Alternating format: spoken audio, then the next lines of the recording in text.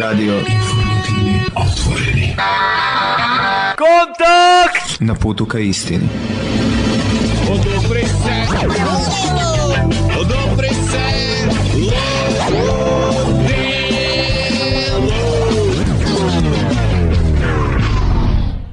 Dobar dan.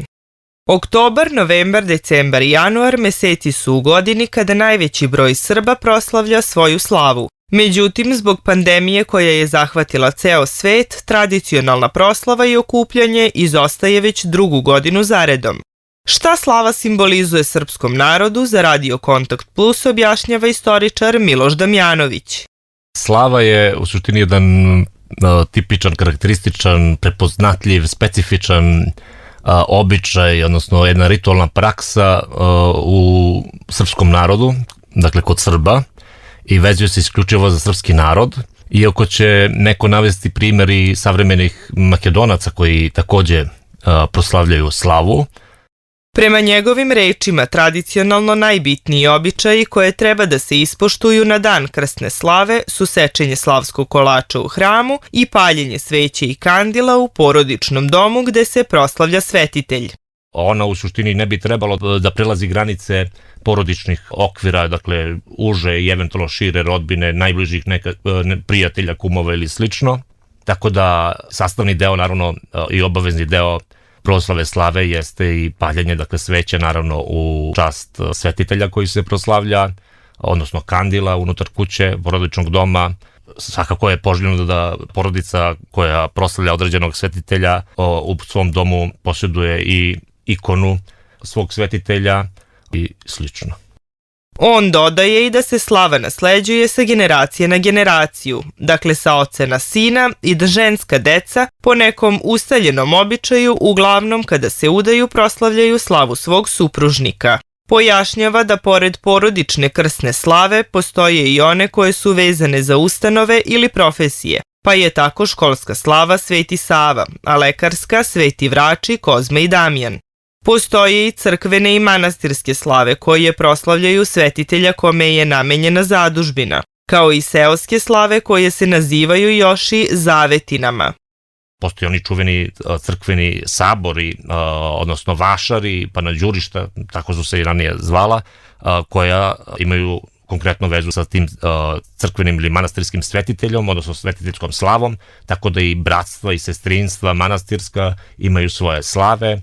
Također postoje i one zavetine, odnosno seoske slave, gde čitavo selo, odnosno sve porodice u selu, proslavljaju jednog zajedničkog kolektivnog svetitelja tog sela, i to su uglavnom bili svetitelji, obično oni kojima je bila posvećena seoska crkva. Ljudi su se zavetovali da će proslavljati, dakle, nekog sveca kao njihovog zaštitnika i od njega, dakle, očekivati pomoć.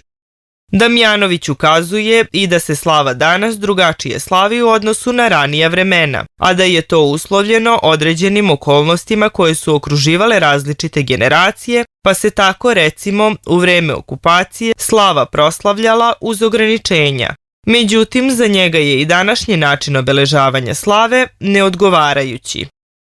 Većina danas Srba slavu proslavlja na neki neodgovarajući, najblaže rečeno neodgovarajući način. Da ne kažem da tu ima primesa možda i skrnavljenja same slave kao svetinje i svetitelja, dakle uopšte duha hrišćanske vere. Mi znamo da ima tu nedoličnog ponašanja i postupanja u smislu i upotrebe vatrenog oružja i raznih nepriličnih oblika ponašanja u smislu i napijanja, i neretko dolazi možda i do raznih svađa, tuča ili bilo čega drugog što je totalno u suprotnosti sa duhom hrišćanske veroispovesti i uopšte sa duhom slave kao svetkovine.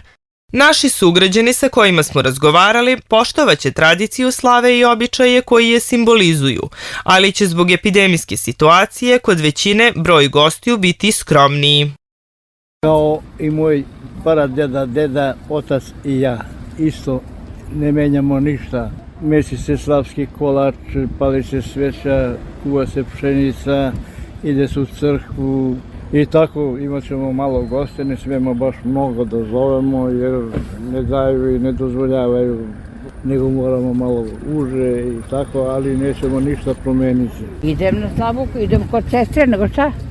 Pa onako, u krugu porodice. Mi idemo uveče, druga grupa sutra dan. Ako neko dođe, ne možeš da ga vratiš. Standardno koji svake godine da se obeleži, to nam je vrlo bitno. Proslavljam u duhu pravoslavlja, ali samo u krugu porodice zbog nastale situacije i korone. Ne idemo na slave.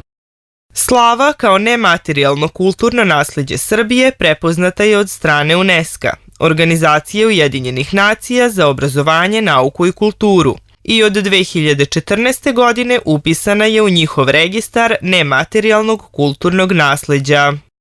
Pratili ste Info Plus. Ove i ostale vesti pronađite i čitajte na radiokontaktplus.org.